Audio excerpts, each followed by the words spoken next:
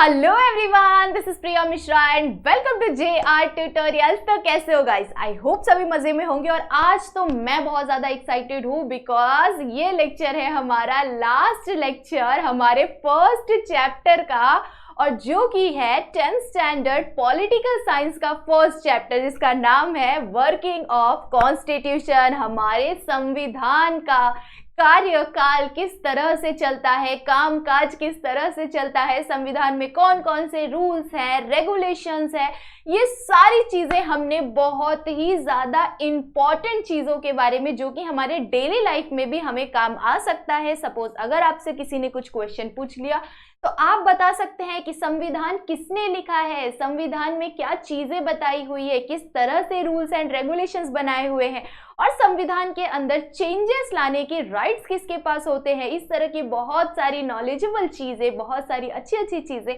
आप भी किसी को बता सकते हैं अगर आपने ये पूरा चैप्टर बढ़िया तरीके से पढ़ा होगा। तो आई होप सो आप सभी ने लेक्चर नंबर 1, 2, 3, 4 बढ़िया तरीके से देखा होगा। और आज है हमारा इस चैप्टर का लेक्चर नंबर 5। और अगर आप लोगों ने नहीं देखा है बाकी के लेक्चर्स तो जल्दी जल्दी से जाके देख लो, क्योंकि बहुत ही ज्यादा इंपॉर्टेंट चैप्टर है और आपके यूटी में गारंटीड ये चैप्टर आने वाला है और इसके बेस पे बहुत सारे इंटरेस्टिंग क्वेश्चंस भी आएंगे। सो इसके लिए प्रिपेयर होने के लिए आपको सारे लेक्चर्स देखने पड़ेंगे। ओके चलो, सो अगर फिर भी आपको सोशल साइंस या हिंदी से रिलेटेड या मराठी से रिलेटेड, ये सारी सब्जेक्ट से रिलेटेड, जो सब्जेक्ट मैं आपको पढ़ाती हूँ उनसे रिलेटेड अगर आपको डाउट रहता है तो आप मुझे इंस्टा पे मैसेज कर सकते हैं, मैं आप लोगों को रिप्लाई जरूर से करूंगी। ओके चलो, सो इस चैप्टर के अंदर हमने अब तक बहुत सारे टॉपिक्स के बारे में पढ़ा हुआ है। कौन कौन से? डेमोक्रेसी के बारे में पढ़ा हुआ है, डेमोक्रेसी के अंदर कौन कौन सी चीजें होती है, ये सारी चीजें हमने पढ़ी हुई है। उसके बाद हमने सोशल जस्टिस के बारे में पढ़ा हुआ है, इक्वालिटी के बारे में पढ़ा हुआ है, किस तरह से इक्वालिटी मिलनी चाहिए, कौन कौन सी इक्वालिटी किसके लिए है। इस तरह की सारी चीजें हमने इस चैप्टर के अंदर बहुत ही डीपली स्टडी किया हुआ है, इसीलिए मैंने बोला आप लोगों को कि जल्दी से जाके जरूर से लेक्चर देखना। ओके चलो, सो आज हम स्टडी करने वाले हैं हमारे लास्ट टॉपिक के बारे में, जो कि है रोल ऑफ जुडिशरी। ठीक है, तो आप लोग अगर जानते होंगे या फिर मूवीज में तो जरूर से देखा होगा सबने जस्टिस के बारे में। किसी को अगर जस्टिस चाहिए, किसी को भी अगर इंसाफ चाहिए, जस्टिस को हिंदी में इंसाफ बोलते हैं, तो किसी को भी अगर इंसाफ चाहिए तो वो कहाँ जाता है? वो कोर्ट के दरवाजे खटखट खटखट करता है कि नहीं? नॉक नॉक करने जाता है कोर्ट के दरवाजे। आप लोगों ने सुना होगा ना, जाओ कानून के दरवाजे खटखटाओ, कानून के आंख अंधे नहीं होते, इस तरह का कोई डायलॉग है। ठीक है, आप बताना अगर आपको याद होगा तो इसी के बारे में हमें आज पढ़ना है कि हमारा जो लॉ है, हमारे जो कानून है, वो कानून किस तरह से वर्क करता है, हमारा जो कॉन्स्टिट्यूशन है उसमें कानून किस तरह से वर्क करता है। तो सबसे पहले हमारा role of judiciary. Okay, so role of judiciary मतलब जस्टिस के लिए जब हम कोर्ट का दरवाजा खटखटाते हैं, अगर हमें किसी भी तरह से इंसाफ चाहिए, अगर सपोज आपके साथ किसी ने नाइंसाफी की है, आपके साथ किसी ने बुरा किया हुआ है, जैसे अगर फॉर एग्जांपल ले ले कि 2 भाई हैं, एक घर के अंदर 2 भाई है और उनके पापा का डेथ हो गया। ठीक है, तो दोनों भाइयों में क्या हो जाती है, उस प्रॉपर्टी को लेके बहुत ज्यादा झगड़े हो जाते हैं, लड़ाइयाँ हो जाती है, या फिर अगर कोई लड़की है उसके साथ कुछ गलत हो रहा है तो हम क्या करते हैं, उसके लिए कहाँ पे जाते हैं? हम कोर्ट का दरवाजा खटखटाते हैं और कोर्ट के पास जाते हैं कि हमें क्या चाहिए, हमें चाहिए इंसाफ। तो इस तरह से हम इंसाफ मांगने के लिए कहाँ जाते हैं? कोर्ट के पास जाते हैं, और उसे ही हम क्या कहते हैं? जुडिशरी। ठीक है, सो उनके पास क्या होता है? राइट्स होते हैं कि वो हमारे को क्या दिला सके? जस्टिस दिला सके प्रूफ के बेस पे। ठीक है, वो डायरेक्टली किसी को मुजरिम घोषित नहीं करते और किसी को बली जो भी हो, किसी को इंसाफ दिलाते हैं, तो कभी किसी को जो मतलब जो बुरे होते हैं, जिनका अपने मन से किसी को जस्टिस नहीं दिला सकते, अगर उनके सामने सबूत पेश किया जाता है, सबूत पेश करेंगे तभी जाके उस सबूत के बेस पे ही वो क्या करेंगे, किसी को बाबरी इज्जत बली करेंगे और किसी को कानून के हवाले करेंगे कि इनके साथ मतलब जो इनको सजा दी जाए वो आगे कंटिन्यू की जाए, ठीक है। तो इस तरह के जो राइट्स होते हैं वो किसके पास होते हैं, जज के पास होते हैं, और जज क्या करता है, इन सारी चीजों के ऊपर वर्क करने का काम करता है, ठीक है। हमारे कॉन्स्टिट्यूशन के अंदर बहुत सारे रूल्स एंड रेगुलेशंस बनाए गए हैं, किसके लिए, वुमेन एम्पावरमेंट के लिए बहुत सारी चीजें बनाई गई है। जैसे अगर वुमेन का ही एग्जाम्पल ले ले तो हमेशा से, सदियों से, जब हमारा कल्चर शुरू हुआ, हमारा ट्रेडिशन शुरू हुआ, तब से ही हमारी धरती पे ज्यादा से ज्यादा बुराई होने वाली चीज क्या है, सबसे पहले तो कास्ट सिस्टम और उसके बाद वुमेन्स। यही दोनों चीज है जिसके ऊपर बहुत ज्यादा जुल्म हुआ है, बहुत ज्यादा प्रॉब्लम्स फेस किए हुए हैं। इसीलिए वुमेन्स को अभी 50% का अधिकार मिलता है अलग अलग डिफरेंट प्लेस पे। जैसे मैंने आपको पिछले लेक्चर में बताया हुआ था कि हम एसटी बस से जाते हैं तो हमें हाफ प्राइस में जाने मिलता है, और जो बॉयज होते हैं उनका फुल प्राइस लगता है, ठीक है। तो इससे क्या होता है कि वुमेन कम से कम ज्यादा से ज्यादा क्या कर सके, आगे बढ़ सके, और उन्हें घर से निकलने का अधिकार मिल सके। क्योंकि अगर उनके लिए ज्यादा पैसे लगेंगे तो पेरेंट्स को प्रॉब्लम होगा कि क्या लड़की को क्यों इतना पढ़ाने का, उसको तो दूसरे घर जाना है, उसके लिए तो हम पैसे बचा के रखते हैं ताकि उसके शादी में दे सके और उसे विदा कर सके, ठीक है। इस तरह की चीजें, इस तरह की गंदी गंदी थॉट्स माँ बाप के अंदर आती है कि उनकी लड़की है तो वो बहुत झुके हुए हैं, उन्हें बहुत ज्यादा प्रॉब्लम है कि उनकी लड़की के साथ कभी भी कुछ बुरा भी हो सकता है, तो हम किस तरह से लोगों के सामने मुंह दिखाएंगे। लड़कियां डर डर के रहती है कि हमारे साथ अगर कुछ हो गया, हम किस तरह से बाहर निकले, हम कैसे पढ़ाई करें। इस तरह की चीजों से बहुत ज्यादा डर का भावना होता था पहले के टाइम पर और अभी के टाइम पर। अभी भी अगर आप न्यूज देखेंगे तो न्यूज में आए दिन आप लोगों को नई नई खबरें सुनाई देगी कि इस जगह पर वुमेन के साथ ये हुआ, उस जगह पर वुमेन के साथ ये हुआ। इतनी गंदी गंदी चीजें कि हम सोच भी नहीं सकते, और हमारी रूह कांप जाती है इस चीज को सोचने से। क्योंकि बिकॉज मैं भी एक लड़की हूं तो मुझे बहुत ज्यादा डर लगता है इस तरह की चीजों से। तो इसी तरह की चीजों को रोकने के लिए बहुत सारी अलग अलग रूल्स एंड रेगुलेशंस बनाए गए थे, किसके अंदर, हमारे कॉन्स्टिट्यूशन के अंदर। जिसमें से एक बेटी पढ़ाओ बेटी बचाओ, मतलब कि लड़कियों को ज्यादा से ज्यादा शिक्षा का अधिकार होना चाहिए, घूंघट से उन्हें बाहर निकलने का अधिकार होना चाहिए। पहले घूंघट प्रथा थी कि उन्हें इतना घूंघट लेके चलना पड़ता, भले वो गिर जाए, पड़ जाए, कुछ भी हो जाए उन्हें। तो इस तरह की चीजें, इस तरह की चीजों को रोकना, इस तरह की चीजों पर प्रतिबंध लगाना, मतलब कि इन चीजों को रोकना, इस तरह की चीजों को रोकने वाले जो कानून, नए नए कानून बनाए गए हमारे संविधान के अंदर। बहुत सारे ऐसे रूल्स एंड रेगुलेशंस है जिसमें लड़कियों को आगे बढ़ने का बहुत ज्यादा अधिकार दिया गया है कि वो भी जैसे मेन आगे बढ़ सकते हैं उसी तरह से वुमेन भी आगे बढ़ सकती है। साथ ही साथ अगर आप देखेंगे तो सिटीजन के लिए बहुत सारे जो ज्यादा एज के लोग हैं उन सभी लोगों के लिए भी बहुत सारे अधिकार बनाए गए हैं। जैसे अगर आप बसेस में देखेंगे या ट्रेन में देखेंगे तो जो विकलांग लोग होते हैं, हैंडीकैप्स होते हैं, उनके लिए भी कुछ सीट्स प्रिजर्व होती है। साथ ही साथ जो एकदम बुजुर्ग लोग होते हैं, नॉर्मल पीपल के साथ साथ जो एकदम बुजुर्ग लोग होते हैं उनके लिए भी कुछ सीट्स प्रिजर्व होती है। कि जैसे अगर आप ट्रेन का टिकट, आप लोगों ने अपने पेरेंट्स से, अपने पापा मम्मी से आप पूछ सकते हैं कि जब भी ट्रेन का टिकट कटाते हैं ना, तो जो ज्यादा एज के लोग हैं, जैसे 50 अबाव या फिर 60 अबाव, मुझे एग्जैक्ट नहीं याद है, बट 50 या फिर 60 अबाव के लोगों के लिए ना नीचे का जो बर्थ होता है ना वो फिक्स रहता है कि उन्हें ही ज्यादा प्रेफरेंस मिलेगी, कि उन्हें ये नीचे का बर्थ मिलेगा, और साथ ही साथ उनकी टिकट्स जल्दी कंफर्म होती है एज कंपेयर टू जो 25 से अबाव के लोग होते हैं उनसे कंपेयर करें तो उन्हीं इनकी सीट्स जल्दी बोलते हैं ना रिजर्व होती है, उनके लिए रिजर्व रखी रहती है कि हाँ उन्हें दी जाएगी इस तरह की सीट्स, ठीक है। सो इस तरह के बहुत सारे कानून, इस तरह के बहुत सारे रूल्स एंड रेगुलेशंस बनाए गए, किसके लिए, हमारे लोकतंत्र में। ये जो हमारे नॉर्मल लोग पीपल है, हमारे देश के नॉर्मल लोग हैं, उन सभी के लिए इस तरह के बहुत सारे अलग अलग कानून बनाए गए, जिससे जो गरीब लोग हैं उन्हें भी इक्वालिटी मिल सके, जो वुमेन्स है उन्हें भी इक्वालिटी मिल सके, जिनकी एज ज्यादा हो गई है उन्हें भी कुछ प्रेफरेंस मिल सके। इस तरह की चीजें बनाई गई है जिससे लोगों का प्रगति हो सके, लोगों को शांति मिले, लोगों को प्रॉब्लम से मतलब निकल पाए वो। इस तरह की चीजों, जैसे अगर वुमेन्स के साथ ले ले तो वुमेन्स को बहुत ज्यादा प्रोटेक्शन मिल सके, वुमेन की प्रोटेक्शन के ऊपर बहुत ज्यादा ध्यान दिया जाता है। अगर आप दिल्ली का एग्जाम्पल ले ले तो दिल्ली में आए दिन दिन बहुत ज़्यादा घटनाएं, इस तरह की बहुत ज़्यादा घटनाएं घटती रहती है। तो वहाँ पे बहुत सारे ऐसे ऐसे रूल्स एंड रेगुलेशंस बनाए जाते हैं, पेट्रोलिंग की जाती है रात रात भर रोड पे, ताकि वुमेन का प्रोटेक्शन हो सके, उनके साथ कुछ बुरा ना हो सके, ठीक है। तो इस तरह की बहुत सारी चीजें बनाई गई, इस तरह के बहुत सारे अलग अलग कानून को बनाया गया जिससे वुमेन की सेफ्टी का ध्यान रखा जा सके और साथ ही साथ उन्हें आगे बढ़ने के लिए बहुत सारे अलग अलग अधिकार मिल सके, ठीक है।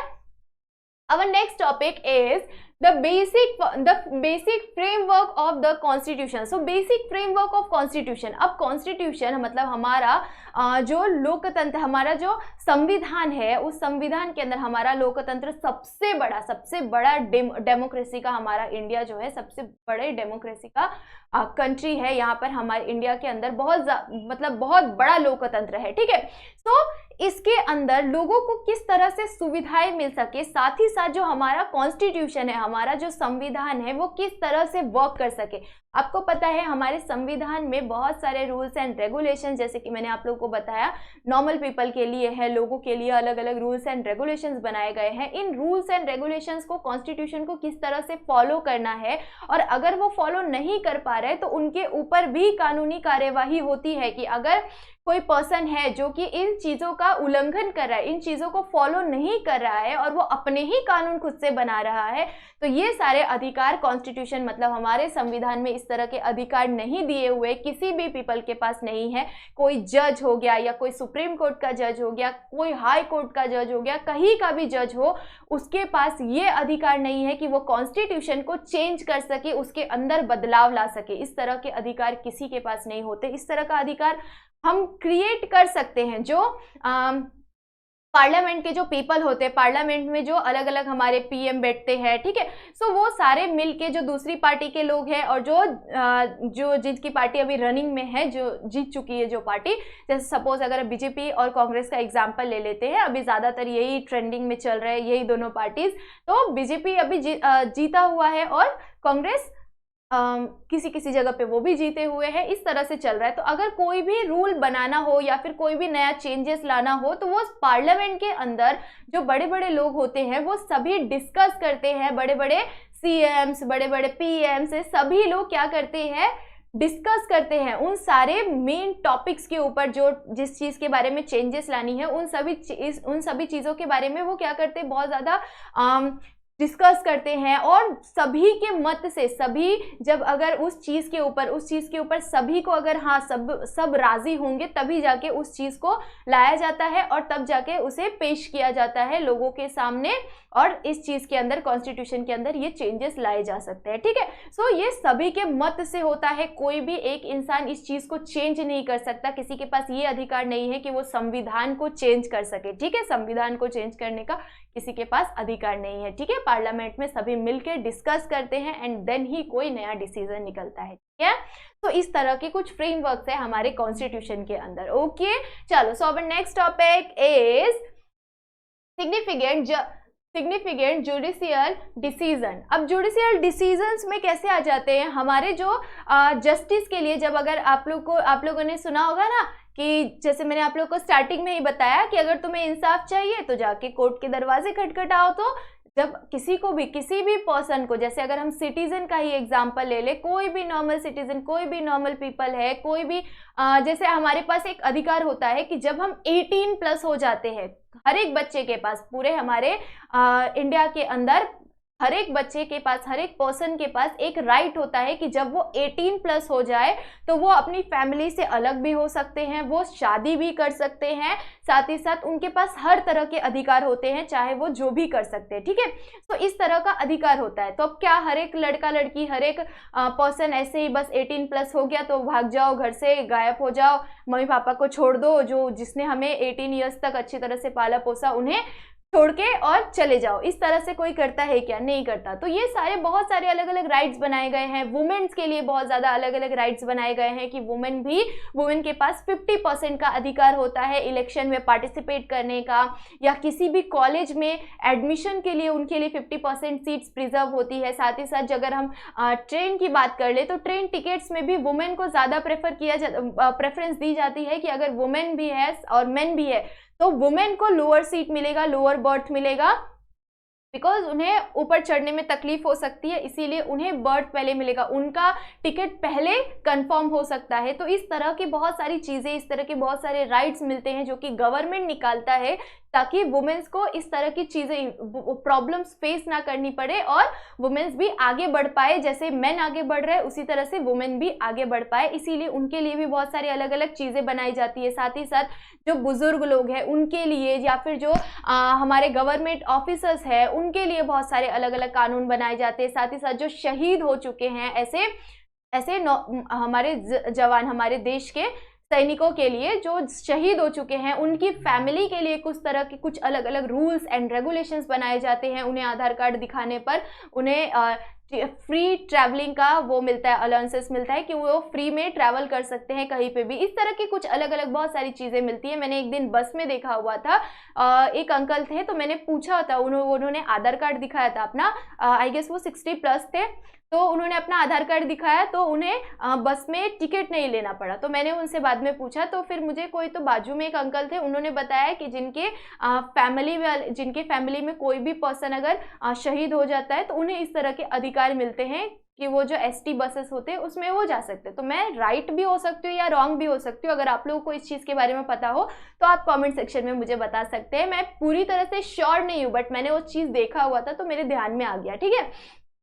तो इस तरह के बहुत सारे राइट्स मिलते हैं, बुजुर्गों के लिए बहुत सारे राइट्स मिलते हैं, वुमेन्स के लिए बहुत सारे राइट्स मिलते हैं, जो अडल्ट, जो बच्चे हैं उन्हें बहुत सारे अधिकार मिलते हैं कि वो अलग हो के रह सकते हैं। अलग मतलब शादी करने का भी अधिकार होता है कि अगर वो 18+ है और अगर उन्होंने शादी कर ली तो कोई भी कानून उनके ऊपर कोई भी कानूनी कार्यवाही नहीं कर सकता है, उन्हें कोई रोक नहीं सकता है, ठीक है। तो इस तरह की बहुत सारी चीज़ें हो चुकी है। साथ ही साथ जो एज है 18 से 21 कर दी गई है अभी गर्ल्स के लिए, बिकॉज 18 के एज में गर्ल्स बहुत ज़्यादा इमेच्योर होती है, सो उस टाइम पे ही उन्हें शादी कर दी जाती है। बहुत सारे ऐसे गाँवों में लोग होते हैं अभी के टाइम पर भी, बट मुंबई या फिर बड़े जगह पे, बड़े सिटीज़ में ऐसा नहीं होता, बट फिर भी कुछ ऐसे जगह हैं जहाँ पे इस तरह की चीज़ें होती है, ठीक है। अभी भी इस तरह की चीज़ें होती है। तो इस तरह की चीज़ें ना हो पाए, इसके वजह से बहुत सारे कानून, हमारे कॉन्स्टिट्यूशन, हमारे संविधान के अंदर इस तरह के बहुत सारे कानून को बनाया गया है जिससे लोगों को सुविधाएं हो सके, लोग आगे बढ़ पाए, वुमेन भी आगे बढ़ पाए, बच्चे भी आगे बढ़ पाए। और साथ ही साथ जो लोअर कास्ट के लोग हैं उनके लिए बहुत सारी सीट्स को रिजर्व किया जाता है कि वो भी अपने अधिकार पा पाए, अपने अधिकार जो उन्हें मिलते हैं उसके साथ में वो आगे बढ़ पाए। जैसे नॉर्मल लोग आगे बढ़ सकते हैं, वो अगर लॉयर बन सकते हैं, वो अगर डॉक्टर बन सकते हैं, इंजीनियर बन सकते हैं, तो उसी के साथ साथ उन्हें भी बहुत सारे स्कॉलरशिप मिलते हैं जिसकी वजह से वो भी एकदम लो अमाउंट में, बहुत ही कम 2-3 हज़ार के अमाउंट में वो भी बहुत बड़ी बड़ी पढ़ाई कर पाते हैं। गवर्नमेंट द्वारा उन्हें बहुत सारे ऐसे अधिकार मिलते हैं, ठीक है। तो ये सारी चीज़ों के ऊपर वर्क कौन करता है? हमारा कॉन्स्टिट्यूशन करता है। एंड कॉन्स्टिट्यूशन के ऊपर, कॉन्स्टिट्यूशन के अंदर चेंजेस लाने का अधिकार किसी के अंदर नहीं होता। अगर वो पार्लियामेंट के अंदर बहुत ज़्यादा डिस्कशन वगैरह बहुत सारी चीज़ों के ऊपर होता है एंड देन ही उसके अंदर थोड़ी बहुत चेंजेस ला सकते हैं, बट संविधान को कोई चेंज नहीं कर सकता, ठीक है। आई होप सो आप सभी को ये पूरा चैप्टर बढ़िया तरीके से समझा होगा, जिसके अंदर हमने बहुत सारी इंपॉर्टेंट चीज़ों के बारे में स्टडी किया है। और आई होप सो कि बहुत सारे बच्चों को कुछ चीज़ें ना पता होने की वजह से उन्हें अपने अधिकार नहीं पता होंगे, बट अभी जब इस चैप्टर को आप पूरा पढ़ लेंगे तो ये बहुत सारी आपको नई नई चीज़ें पता चलेगी कि इस तरह की चीज़ें हैं हमारे इंडिया के अंदर, इस तरह की चेंजेस हुए हैं, इस तरह के कॉन्स्टिट्यूशन के अंदर बहुत सारी अलग अलग चीज़ें हैं। तो अगर आप इंटरेस्टेड है तो आप बहुत सारी चीज़ें, बहुत सारा नॉलेज गेन कर सकते हैं। ओके, चलो, सो आई होप सो आप सभी को बढ़िया तरीके से समझा होगा। और ये चैप्टर इसी के साथ इस लेक्चर में हमारा खत्म हो रहा है। और अगर आपको तभी भी कोई डाउट है तो आप मुझे यहाँ पर मैसेज कर सकते हैं। This is my Insta ID। And चलो, सो तब तक के लिए बाय बाय। मिलते हैं नेक्स्ट लेक्चर में न्यू इंटरेस्टिंग टॉपिक के साथ, न्यू इंटरेस्टिंग चैप्टर के साथ।